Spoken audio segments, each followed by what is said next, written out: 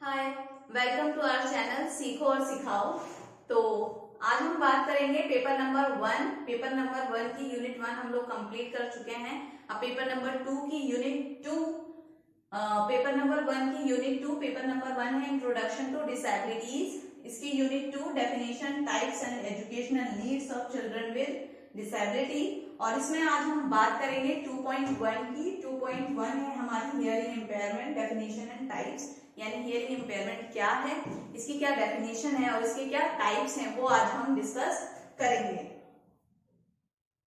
तो आइए सबसे पहले देखते हैं कि हियरिंग इम्पेयरमेंट क्या है। तो a disorder in any part of the auditory system, disorder होना हमारे ऑडिटरी सिस्टम के किसी भी पार्ट में will affect the hearing ability, और क्या अफेक्ट करता है, हमारी हियरिंग एबिलिटी को अफेक्ट करता है, and this affect the speech and communication abilities. Plus अगर हमारी हियरिंग में जो है दिक्कत आई है तो हमें बोलने में भी परेशानी आएगी।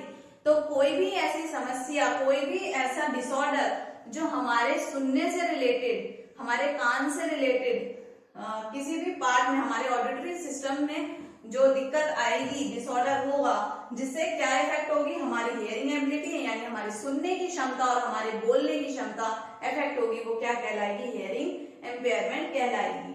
अ hearing impairment is a hearing loss. क्या है ये? हियरिंग लॉस, सुनने में कमी आ जाना, that prevent person from totally receiving sound. और इससे क्या होता है, जो जिस पर्सन को ये चीज है उसको सुनने में बहुत दिक्कत होगी, उसके कान से सुनाई नहीं देगा। थ्रू द ईयर और losing some hearing in one or both ear. क्या है ये? दोनों कान से भी हो सकती है और एक कान से भी हो सकती है।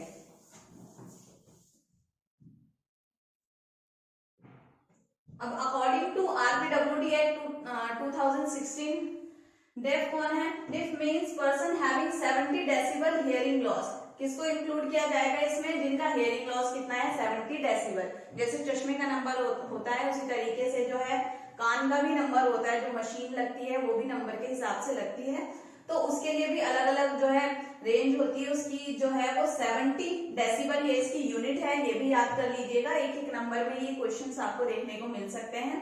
तो उनको माना जाएगा जिनकी जो क्षमता है, सुनने की क्षमता कितनी, 70 डेसिबल हियरिंग लॉस। ठीक है, उसका हियरिंग लॉस जो है वो 70 डेसिबल है in speech frequencies in both ear, दोनों कानों में। हार्ड ऑफ हियरिंग अब किसको बोलेंगे? Means a person having 60 decibel to 70। अब इसकी रेंज क्या होगा? 60 to 70। Hearing loss in speech frequency in both ear, दोनों कानों में जो है 60 से लेकर 70 डेसिबल तक की जो लॉस होगा वो इसमें हार्ड ऑफ हियरिंग में इंक्लूड किया जाएगा। तो अभी हमने आरपीडब्ल्यूडी एक्ट के अकॉर्डिंग देख ली है। तो अभी देख लेते हैं कि हाउ वी हियर, हम सुनते कैसे हैं। हमें ये तो पता है कि हम आसानी से कोई हमें बोलता है और हम सुन लेते हैं, लेकिन ये एक लंबा प्रोसेस है। कैसे हम सुनते हैं, वो आवाज कैसे हमारे कानों तक जाती है और वो किस किस तरीके से जाती है और हमारे दिमाग तक पहुंचती है और फिर हम उसका पलट के जवाब देते हैं। तो ये हमारा कान है, ध्यान से देखिए। ये इतना बड़ा कान जो हमें लगता है कि सिर्फ इतना है, वो सिर्फ इतना ही नहीं है, इसके अंदर भी बहुत कुछ है। तो आइए वो समझते हैं। हाउ वी हियर, कैसे सुनते हैं हम। फर्स्ट है sound waves enter your outer ear, इसको बोलते हैं, देखिए जो कान का हमारा बाहरी हिस्सा है, पिना, ये आउटर ईयर आपका कहलाएगा। ठीक है, एंड ट्रेवल, जो हमारी साउंड वेव्स है, जब कोई बोलता है जो साउंड वेव्स है हमारे आउटर ईयर से एंटर करती है, travel through the ear canal two ear drum, और ईयर कैनाल से होती हुई कहाँ पहुंचती है, ईयर ड्रम तक पहुंचती है। Your ear drum vibrate with the incoming sound, और फिर क्या होता है, जो हमारे कान का पर्दा है वो जो साउंड आती है उससे वो वाइब्रेट करना स्टार्ट करता है, and send the vibration to 3 tiny bones in your middle ear, और हमारे मिडल ईयर के अंदर यहाँ पे छोटी छोटी 3 हड्डियां होती हैं ये। ठीक है, तो वो क्या करता है, ईयर ड्रम, कान का पर्दा जब वाइब्रेट होता है तो वो वाइब्रेशन जो होती है वो आगे तक जाती है। ये जो हमारे कान की 3 हड्डियां हैं यहाँ तक ये पहुंचती हैं। देखिए इसमें जो है आपको बड़े क्वेश्चंस भी देखने को मिल सकते हैं एग्जाम में और छोटे भी। छोटे आ सकते हैं कि हमारे मिडल ईयर में कितनी बोन्स होती हैं, 3 बोन्स होती हैं, वो कौन कौन सी होती हैं। ठीक है। पूरा प्रोसेस भी आ सकता है एग्जाम में कि हियरिंग का प्रोसेस क्या है, हम कैसे सुनते हैं, तो उसमें आपको ये सारी चीजें एक्सप्लेन करनी पड़ेगी विद डायग्राम।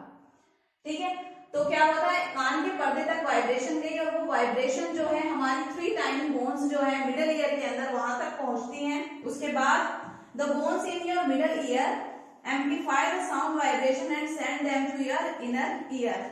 अब यहाँ से क्या होता है, मिडल ईयर से जो 3 बोन्स में जो वाइब्रेशन आई है वो वहां से उसको क्या करता है, एम्पलीफाई करता है साउंड को, वाइब्रेशन को, फिर उसके बाद आगे सेंड करता है कहाँ, इनर ईयर में। इसके अंदर 3 पार्ट है, आउटर ईयर, मिडल ईयर और इनर ईयर। फिर वो जो वाइब्रेशन है वो आगे जाती है इनर ईयर में और कोक्लिया। ठीक है, और उसके बाद कहाँ जाती है वो कोक्लिया, ये कोक्लिया कहलाता है, ऐसा राउंड राउंड सा होता है ये। ठीक है,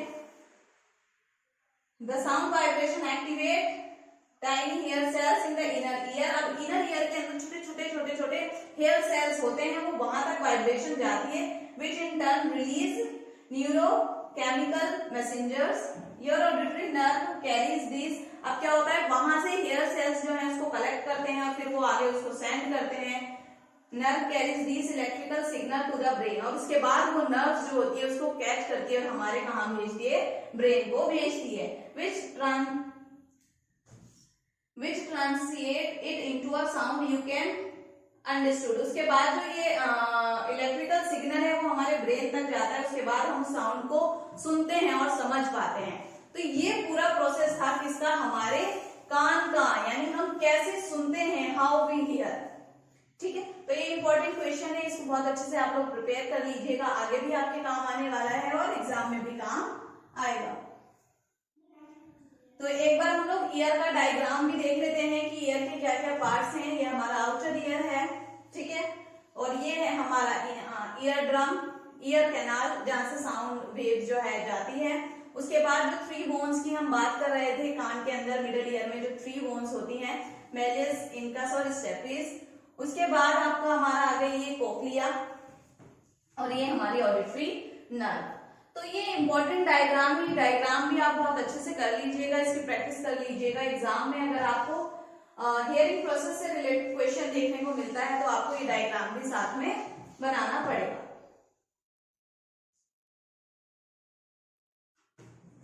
अब देख लेते हैं टाइप्स क्या है हियरिंग इम्पेयरमेंट के। तो टाइप्स ऑफ हियरिंग इम्पेयरमेंट क्या है, कंडक्टिव, 3 टाइप हैं, conductive, sensory neural hearing loss और मिक्स्ड हियरिंग लॉस। ये तीनों टाइप आपको याद रखने होंगे। अब देख लेते हैं इसमें क्या क्या है। कंडक्टिव हियरिंग लॉस या hearing impairment, conductive hearing loss refers to a decrease in sound, क्या, सुनने में कमी आ जाना, by a problem in the outer or middle ear, किसके कारण, आउटर और मिडल ईयर के कारण। ठीक है, आउटर और मिडल ईयर में अगर दिक्कत आई है जिसकी वजह से सुनने में दिक्कत आई है तो उसको कौन सा लॉस बोलेंगे, कंडक्टिव हियरिंग लॉस बोलेंगे, कंडक्टिव हियरिंग इम्पेयरमेंट बोलेंगे। अब बात करते हैं सेंसरी न्यूरल हियरिंग इम्पेयरमेंट में। तो loss refer to a problem located in the inner ear or along the nerve pathway. तो ये क्या, इनर ईयर की बात कर रहा है, यहाँ पे बात हुई थी आउटर और मिडल ईयर की और यहाँ पे बात हो रही है इनर ईयर की। तो अगर इनर ईयर में दिक्कत आ रही है तो वो कौन सा कहलाएगा, सेंसरी न्यूरल हियरिंग इम्पेयरमेंट। अब मिक्स्ड हियरिंग इम्पेयरमेंट क्या है, mixed loss refer to a conductive, mixed नाम से ही पता चल रहा है दोनों चीजें मिली हुई हैं, जिसमें कंडक्टिव भी हो और सेंसरी भी हो, occurring at the same time, एक ही टाइम पे दोनों, यानी इसमें भी दिक्कत थी इसमें भी दिक्कत थी, जिसकी वजह से सुनने में दिक्कत आ गई। तो ये 3 टाइप्स थे, ये भी आप बहुत अच्छे से कर लीजिएगा। तीनों टाइप आपको पता होने चाहिए कि कौन कौन से टाइप है, conductive first, second sensory neural, उसके बाद मिक्स्ड हियरिंग लॉस, किसमें किसकी वजह से होते हैं ये भी आपको पता होना चाहिए। ये आउटर और मिडल ईयर की वजह से और सेंसरी वाला आपका इनर ईयर की वजह से, और मिक्स्ड में दोनों चीजें इंक्लूड की जाती हैं। Age of hearing impairment, age क्या है हियरिंग इम्पेयरमेंट की, prelingual is the loss of hearing before speech. अब प्रीलिंगुअल मतलब पहले, प्री मतलब पहले, is the loss of hearing loss before speech and language development, यानी तभी सुनने में कमी आ जाना जब बच्चे ने बोलना सीखा ही नहीं था, तो वो क्या कहलाएगा, prelingual. Postlingual is loss of hearing after speech and, देखिए दो तरीके के लॉस होते हैं। एक तो ये है कि बच्चा पैदा हुआ बाय बर्थ वो सुन नहीं सकता, उसने बोलना भी नहीं सीखा, लेकिन पैदा होते ही उसने सुनना भी नहीं सीखा। तो पहले बच्चा जब छोटा होता है तो वो बोल नहीं पाता, लेकिन 1.5 साल 2 साल की उम्र में वो बोलना सीख लेता है, लेकिन उससे पहले ही उसको लॉस हो गया तो वो प्रीलिंगुअल कहलाएगा। उसके बाद पोस्टलिंगुअल कुछ केसेस ऐसे होते हैं कि बच्चे ने बोलना सीख लिया, 9 साल 10 साल की उम्र में कोई ऐसा इंसिडेंट हुआ या किसी भी कारण उसके कान की सुनने की जो क्षमता है वो चली गई, तो वहां पे क्या था, उसने लैंग्वेज एक्वायर कर ली, उसने बोलना सीख लिया था, लेकिन बाद में जाकर उसकी सुनने की जो क्षमता थी वो चली गई। तो पोस्ट मतलब बाद में होना, प्री मतलब पहले होना हियरिंग इम्पेयरमेंट का। अब देख लेते हैं, अभी हमने बात करी टाइप्स ऑफ हियरिंग लॉस, अब हम बात करेंगे डिग्री ऑफ हियरिंग इम्पेयरमेंट। इसकी क्या डिग्री है WHO के अनुसार, ये आपको ऐसे ही लर्न करनी पड़ेगी, normal, mild, moderate, severe, severe to profound और प्रोफाउंड। तो ये कैटेगरीज है, इसमें 0 to 25 dBHL, तो ये नॉर्मल माना जाएगा। माइल्ड में 26 से 40, उसके बाद मॉडरेट में 41 से 60, फिर 61 से 80, फिर 81 से 90 और फिर 90 प्लस। 90 प्लस वाला प्रोफाउंड, यानी उसको कुछ भी साउंड नहीं आएगी। यहाँ पे जो है ये थोड़ा नॉर्मल वाला होता है कि हाँ वो थोड़ा कम सुनेगा, लेकिन बाकी की चीजें सुन सकता है। मॉडरेट भी आ गया, ये सीवियर ज्यादा हाई वाला हो जाता है, फिर इससे भी हाई हो गया आपका सीवियर टू प्रोफाउंड, फिर उसके बाद आ जाता है आपका प्रोफाउंड जो 90 अबव जाता है। Hearing, understanding, quite, conversation, difficulty hearing, तो ये सारी चीजें इसके अंदर इंक्लूड की जाती हैं।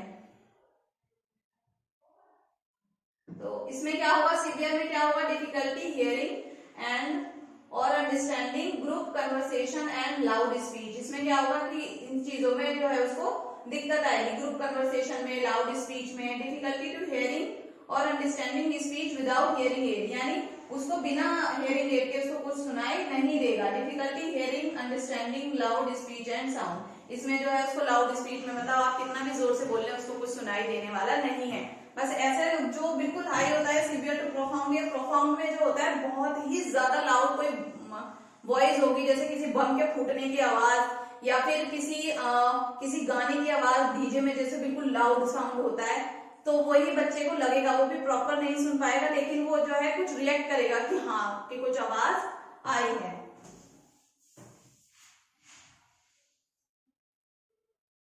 अब ये देख लीजिए इसके कॉजेज क्या क्या हैं, कि हियरिंग इम्पेयरमेंट कैसे हो जाता है। हमने ये तो देख लिया कि हाँ होता है, लेकिन कैसे होता है, इसके क्या कारण है।